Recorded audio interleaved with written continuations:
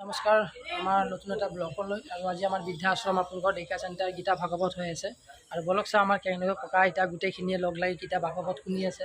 আমাৰ বৃদ্ধাশ্ৰম এয়া আইতা বহি আছে, এই আমাৰ কলিজা আইতা বহি আছে,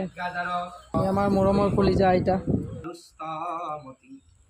কৰা কৃপা দৃষ্টি বা পয় অগতি অগতি যে তোমাক ব্যাখ্যা কৰিব পাৰিম,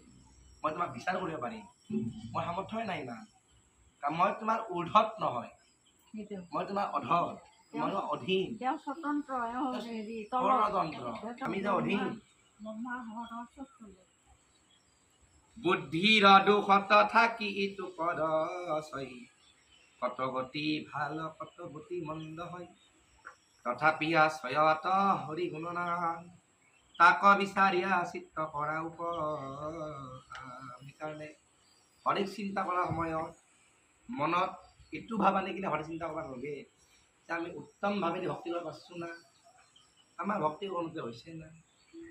না কিবা খুঁত ৰৈ গেল, না আমি নাজনিলোঁ। কাৰণ কিয় মাধৱদেৱেতো কৈছে